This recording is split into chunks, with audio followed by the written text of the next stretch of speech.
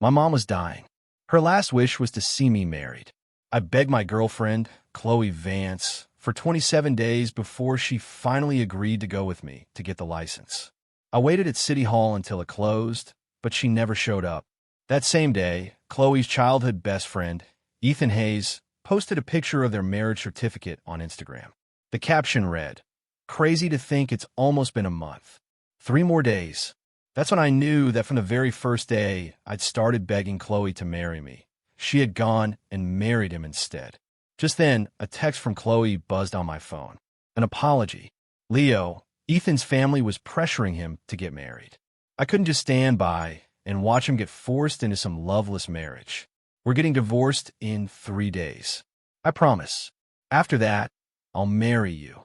3 days later, when Chloe showed up at City Hall in a wedding dress, all she got was a single text from me. "Chloe, we're done. Goodbye." I stood in a hospital morgue, staring at my mother's face as tears streamed down my cheeks. She had raised me all by herself, never asking for a single thing. And I couldn't even grant her this one last wish. When I first learned how sick she was, I'd asked Chloe, my girlfriend of 6 years, to marry me. I just wanted Mom to know that after she was gone, I wouldn't be alone. I begged her for 27 days. Chloe kept putting me off. Day 1, Ethan's car broke down. She had to go pick him up. Day 2, she was helping Ethan move. No time.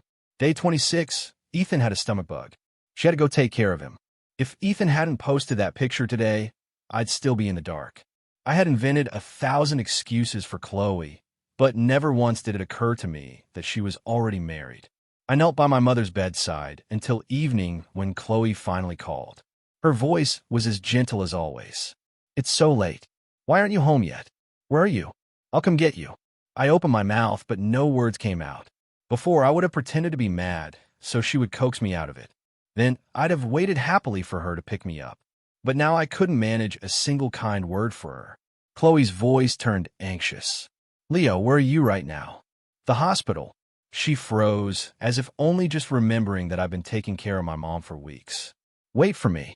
I'm coming to the hospital to be with you."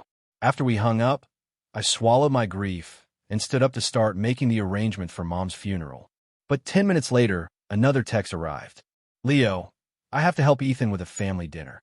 I'll come see your mom next time. I promise." I wasn't surprised. For the last 2 years, the thing I'd heard most from her was, "Next time? I promise." Missed our anniversary. "I'll make it up to you next time." Bailed on visiting my mom. "Oh, I'll definitely come next time." Postponed getting our marriage license. "I'll be free tomorrow for sure." She knew I would always forgive her. That's why she could hurt me so recklessly. But this time, there would be no next time because my mom was out of next times and I was done forgiving her. I didn't go home that night. I stayed at the hospital. Chloe sent a barrage of texts and called me countless times. I didn't look at them. I didn't answer. The next morning, I went to the office early to prepare my resignation paperwork. Chloe was the founder of the company. I was just a designer. I had been with her since she had nothing, helping her build her dream from the ground up. But now my position in the company had become insignificant. If I disappeared, Chloe wouldn't even notice. Just as I was printing my 2 weeks' notice, Chloe appeared behind me. Under her gaze, I calmly collected the paper from the printer. She looked at me, her tone soft. "All done printing?" "Yeah." She didn't seem to register my coldness. She cleared her throat. "Leo, can you come to my office for a minute?" The moment I was called away, the office erupted in whispers. "Did you guys hear Vance? Is Mary for real? No wonder her." And Leo never went public. Always so secretive. Turns out he's the other man. And Leo always went on about how much he hates cheaters. What a hypocrite. My own father had abandoned my mother and me for another woman, leaving us to struggle for half our lives. And now, thanks to Chloe, I was being called the other man. In her office, Chloe tried to hug me. I took a step back. "Chloe, this is the office." She frowned. "Don't be mad. How about I go with you to see your mom tonight?" I shook my head. "There's no need. My mom is dead, and besides, I never want her to see you again. If she knew people were calling me the other man because of you, she'd be furious with me." Chloe seemed to sense something was wrong. After a moment of silence, she said, "There are only 2 days left until Ethan and I can get a divorce. Then we can get our license." She handed me a gift box. This is a high-end wellness basket I got for your mom. It's full of rare ginseng to help her get her strength back. I stared at the basket, a little stunned. Her gesture was far too late. My mom didn't need it anymore. Seeing my silence, a flicker of anxiety crossed Chloe's face. She was about to speak when her phone rang, a sharp, urgent ringtone that shattered the moment. She glanced at her phone, then at me, hesitated for a second, and walked out of the office. I knew it was Ethan. He was, after all, her legal husband. My heart felt nothing. I didn't care anymore. After she left, I submitted my resignation. The VP of HR, a man named Mr. Peterson, seemed to have been expecting it. Leo, I'm sure Chloe will make sure you're well taken care of.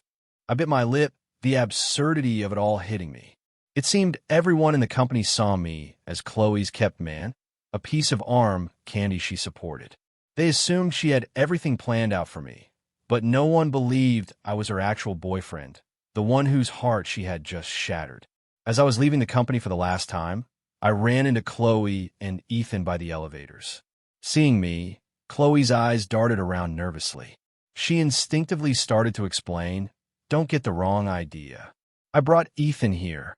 Before she could finish, Ethan wrapped his arm around her shoulder to tour my wife's company. I said nothing. Ethan spoke again, a smug, challenging look on his face. "You don't mind, do you, Leo?" I silently stepped out of the elevator to let them pass. Chloe looked at me, her eyes filled with hesitation, but Ethan pulled her away before she could say a word. That afternoon at the crematorium, I watched as my mother was turned to ash. I placed her urn in a niche at the memorial park and stayed until nightfall. Chloe never showed up, not even a text. I didn't care. Without her distractions, my mother could rest in peace. I knew my mom's spirit wouldn't want me entangled with her anymore. She certainly wouldn't want to see me marry her now. Our 6-year relationship was finally completely over. I walked home from the cemetery. I hadn't walked alone at night in a long time. It used to be my mom holding my hand. There was Chloe on my arm. From now on, I would walk alone. I'll get used to it, I told myself. It was after midnight when I finally got back to my apartment. The living room light was on. Chloe was on the sofa, typing on her phone. When I walked in, the frown on her face smoothed out. She rushed over and tried to grab my hand. "Where have you been? You weren't answering your phone or texts." "I was about to call the police." "You know that." I flinched, pulling my hand from her grasp. "I was with my mom. I didn't want her to be disturbed." At the mention of my mom, Chloe remembered what she'd said earlier, and a look of guilt crossed her face. Then her expression shifted to one of hopeful anticipation as she solemnly pulled a small box from her pocket and handed it to me. I took it automatically. Inside was a pair of wedding rings. I froze. I remembered a time when Chloe had grabbed my hands, her eyes shining with promise, vowing that we'd put these rings on together, hold our marriage certificate, and show my mom how happy we were. I had waited for that day, dreamed of it more times than I could count, but that was before I closed the box and handed it back. Chloe's brow furrowed slightly. She seemed to realize something and said a little awkwardly, "It's after midnight now. Just one more day, and I'll be divorced from Ethan." "I haven't forgotten my promise," she insisted. "Tomorrow we'll exchange our rings, and then we'll go get our license." Her words held no magic for me anymore. I just said matter-of-factly, "Okay, got it. I'm a little tired. I'm going to bed." The smile on Chloe's face froze. For the first time, she sensed my detachment. A flash of panic crossed her eyes, and she reached for my hand again. Just then, Ethan walked down my bedroom, wearing my pajamas. He blinked sleepily at me, then moved to wrap an arm around Chloe's shoulders, whining like a child. "Chloe, Leo's back now. Come on, let's get washed up and go to sleep." Chloe's head snapped toward me, her eyes wide with panic. Ethan had a fight with his family. I told him he could crash in the guest room for one night. She stared at me, desperate for me to believe her, terrified I'd misunderstand. I just nodded, my voice devoid of emotion. "It's fine. I can stay at my mom's old place for the night." Chloe stood there, stunned, as if she couldn't believe I'd agree so easily. But Ethan didn't give me a chance to change my mind, flashing a triumphant grin before disappearing back into the bedroom. As I was leaving with a small duffel bag, Chloe was still standing in the living room. Her lips were pressed into a thin line, her hand clutching mine, refusing to let go. The guilt in her eyes deepened. Finally, spurred by another call from Ethan inside the room, she spoke. "Tomorrow," she said, her voice tight.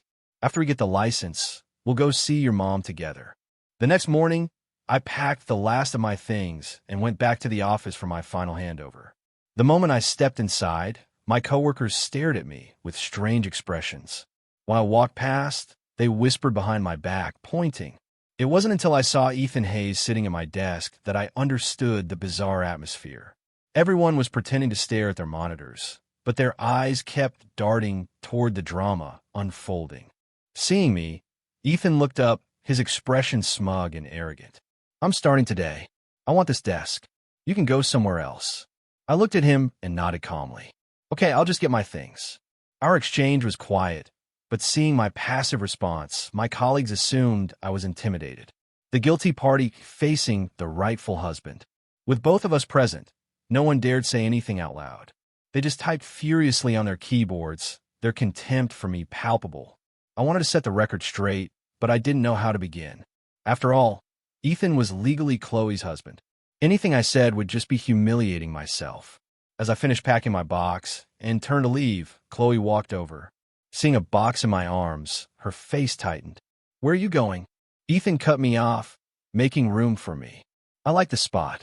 As I started to walk away, Chloe grabbed my arm. "No, this is your desk. No one can." I cut her off. "If he likes it, he can have it." After all, I had already quit. It didn't matter to me who sat there. Chloe froze, a dark, unreadable expression on her face. She only snapped out of it when my back had disappeared from view. She whirled around, shoved Ethan, who was humming and arranging things on the desk, and slapped him hard across the face in front of everyone. "Did our fake marriage give you the wrong idea?" She seethed. "Did you think it gave you the right to walk all over me? Did you forget I warned you to stay away from Leo?" After leaving the office, a series of texts from Chloe hit my phone. "City Hall tomorrow. I'll be waiting for you. A specialist I hired for your mom arrives tomorrow. After we get her license, we'll go see her together." I laughed at the bitter hollow sound. Goodbye, Chloe. I took all my luggage and headed to the airport. The next day, Chloe stood outside City Hall, a freshly printed divorce certificate in her hand. The plane began its descent. My destination was Portland, Oregon, a city I'd never been to but had always dreamed of, a place cradled by green hills and the scent of the sea. There was no Chloe here, no Ethan, none of the suffocating rumors that had choked the life out of me. As the plane broke through the clouds, I suddenly remembered a stormy night 6 years ago. Chloe, drenched to the bone, stood below my apartment window and confessed her love. "Leo, let's work hard together. We'll build a good life. I promise." I turned on my phone. 17 unread messages popped up. The latest from 5 minutes ago. "Leo, I'm at City Hall. When will you be here?" I stared at the screen and laughed out loud. How ironic. 27 days of pleading had earned me a 3-day delay. And now that the time was up, I didn't even have the energy to call out her lies. My thumb hovered over her name in my contacts. 6 years of chat history flashed before my eyes like a film reel. Her rain-soaked confession. The two of us crammed in a tiny studio apartment, sharing a bowl of instant ramen. The way she jumped into my arms, ecstatic after landing our first major contract. The reel stopped on the image of Ethan wearing my pajamas with his arm around her. I've been trapped in the prison of Chloe Vance for 6 years to finally feel free now. Maybe they were right. Sometimes letting go happens in an instant. "Sir, the exit is this way." A flight attendant's gentle voice pulled me back to reality. All those years building Chloe's company, I had sacrificed everything. My dreams, my dignity. 6 years of waiting, 27 days of begging. All of it meant less to her than Ethan needing help moving. I thought if I just loved her enough, gave enough, I would get a happy ending. But every time, all I got was soul-crushing deception and pain. The love I cherished was just a joke to her, a way to pass the time. She never truly cared. I remember my mother's frail hand clutching my sleeve on her deathbed. Her cloudy eyes pleading, "Lo, let me rest easy." Tears dripped onto my phone screen, blurring Chloe's last message. The phone vibrated. It was her again. I declined to call. Then I deleted and blocked her number, her social media, everything. I was severing the 6-year delusion with my own hands. If you choose to leave, you can never look back.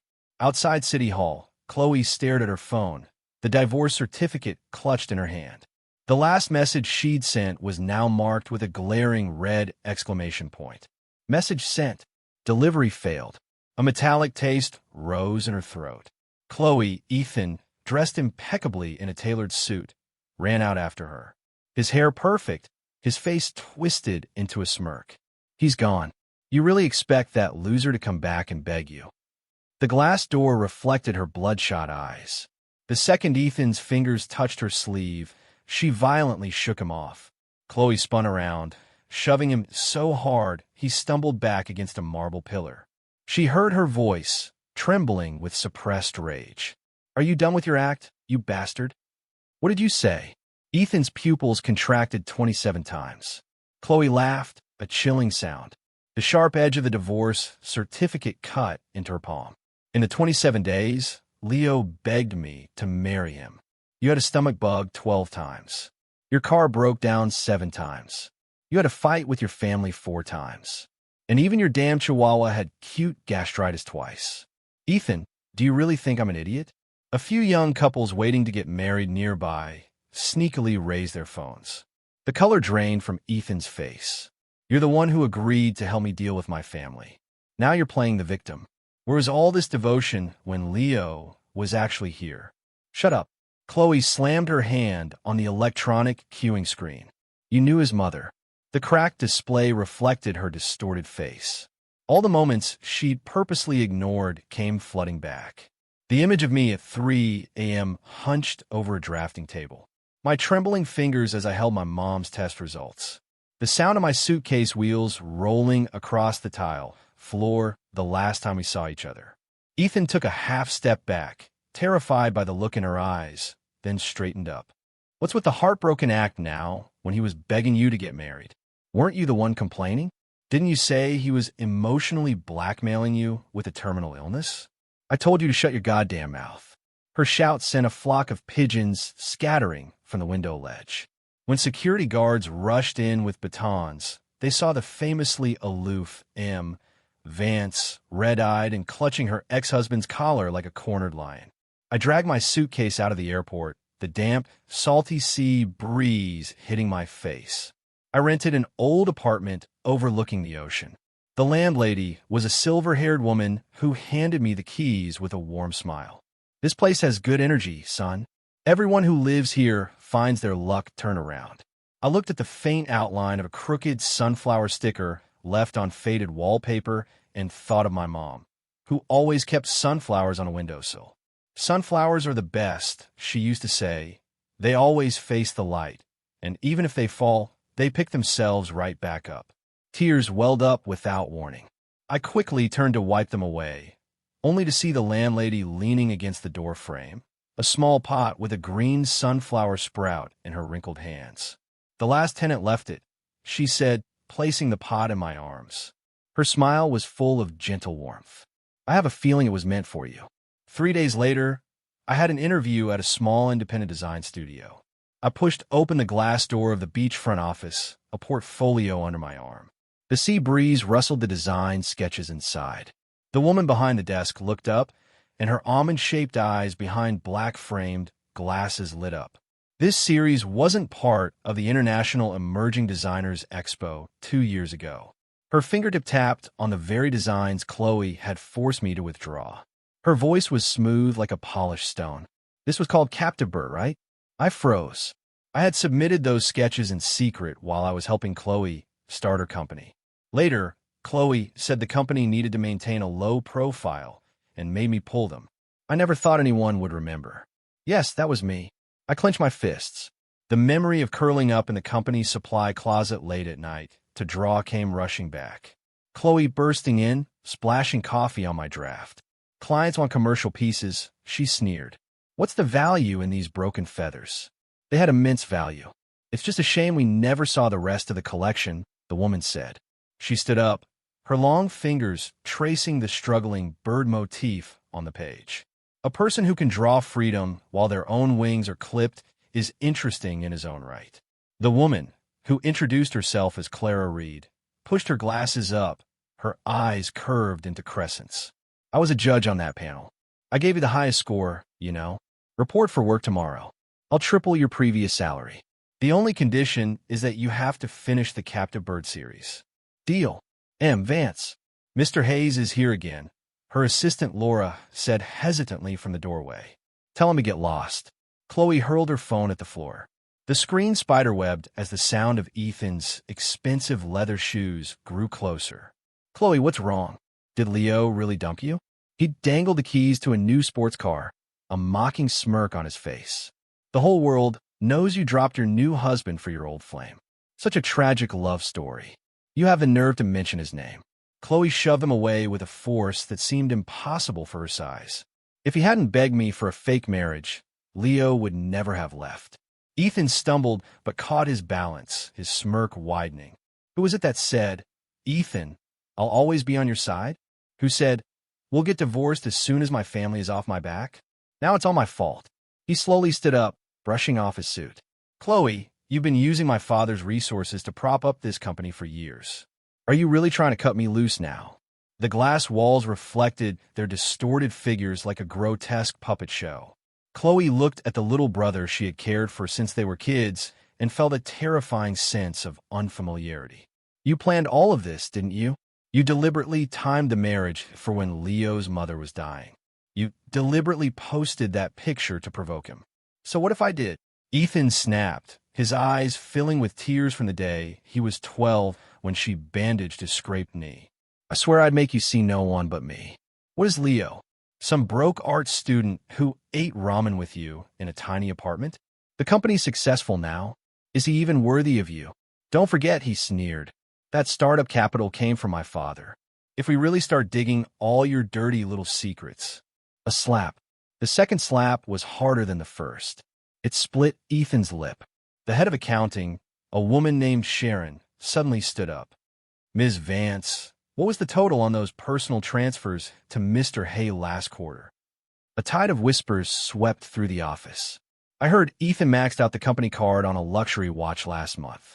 The day Leo left, security footage caught Ethan pouring coffee on his computer. No wonder Ms. Vance has been spending so much time with the legal department. Ethan suddenly grabbed a framed photo of Leo from a nearby desk and threw it into the crowd. All you shut up, you bunch of spineless hypocrites. Weren't you the ones calling Leo a kept man? Don't act so righteous now. He picked up a stapler to throw, but Chloe grabbed his wrist. She stared at the photo of Leo's smiling face at his college graduation, her throat working. You touched his things. So what if I did? Ethan twisted free, stomping on the shattered photo on the floor. This cheap frame should have been thrown out ages ago. Wake up, Chloe. For all you know, Leo is in bed with some other woman right now. This be a low. An entire bucket of dirty mop water drenched Ethan from head to toe. A young man from facilities, Mike, stood there holding the empty bucket, his hands shaking. Mr. Hayes, I've been wanting to do that ever since you killed Leo's cactus. The salty air drifted in through the half-open window. I drew the final line on the design, and when I looked up, Clara was leaning against the door frame, watching me. She held 2 mugs of coffee, her almond eyes crinkling at the corners. The wings in the final version of Captive Bird have 3 more cracks than the original sketch. My hands stilled on the page. The bird's wings were shattered, but still stretched defiantly upward, just like my heart had been that night. I drew it in the supply closet. I took the coffee she offered, the bitter aroma blooming on my tongue. Cracks are the price of escaping the cage. But cracks are also how the light gets in, Clara said, leaning over. Her long fingers skimmed the edge of the drawing. Her sleeve brushed the back of my hand, and the warm touch made me flinch. She chuckled softly and pushed a stack of photos toward me. The client wants to feature the Captive Bird collection at next month's Fashion Week. I was thinking of using real feather embroidery. Are you afraid of birds? I used to be, I said, tracing a photo of a soaring egret. I remember Chloe throwing the little sparrow model I kept on my windowsill into the trash. But now I'm more afraid of being in the cage. Clara's gaze lingered on my fingers for a moment before she turned and pulled a ribbon-tied box from a drawer. Open it. Inside lay a feather brooch. The silver-wrapped quill was embedded with tiny diamonds that caught the light. I gasped. It was a design from the very sketch Chloe had torn up 2 years ago. Clara had made it real. I found this scrap of paper on the floor after you were forced to withdraw from the expo, she said, her voice as soft as sea fog. Now it's back with its rightful owner. I hope you like it. Late that night, only a single desk lamp lit the studio. I was chewing on the end of my pen, trying to fix a pattern, when I heard a rustle behind me. Clara was walking toward me with a blanket, the chill of the night air still clinging to her. The temperature really drops at night here. If my star designer catches a cold, I can't afford the delay on Capabird. I only then realized I was in a thin shirt, but a soft wool blanket was already draped over my shoulders. Clara pulled up a chair and sat down beside me, picking up the much-amended drawing. You're thinking of a gradient blue here to represent the ocean? Yeah, but I can't find the right fabric. I'll take you somewhere tomorrow, she interrupted. Her eyes behind her glasses reflected the warm lamplight. Close your eyes. I did as she said. In the darkness, my sense of smell heightened. A scent of citrus and cedarwood grew closer, and Clara's voice was a whisper by my ear. Hold out your hand. Cool silk slid into my palm. When I opened my eyes, a bolt of gradient blue fabric shimmered under the lamp like moonlit waves. Hand dyed in Italy. There are only 3 bolts like it left in the world, she said, her fingers grazing the edge. Do you dare use it for the opening piece of a show? What if I screw it up? Don't be afraid. If it fails, we fail together. She suddenly took my trembling hand, her warmth seeping through the fabric. Leo, you need to learn to trust that your own wings can create a storm. On the night before the show, I was backstage, pacing anxiously. Clara appeared beside me with a playful smile. I never thought our great talent would get nervous. I blushed and started to stand, but she gently pushed me back down. Don't move, she said, straightening my collar. Relax. We're ready. All that's left is for the models to bring her work to life.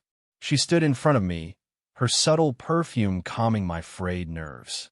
The overhead light flickered, and in the shifting shadows, the mirror reflected our 2 figures, almost touching. Her fingers brushed my hair, lingering for a moment until the announcer's countdown echoed from the main stage. It's time, she said, taking a half step back. She looked at me seriously. Remember, all the applause tonight is for the bird that broke free. At the after-party, I sipped a beer, watching Clara navigate the crowd through the rain-streaked window. In her white suit, she looked flawless, untouchable. When the last guest had left, she suddenly ran out into the downpour and turned, holding out her hand to me. Come on, I want to show you something.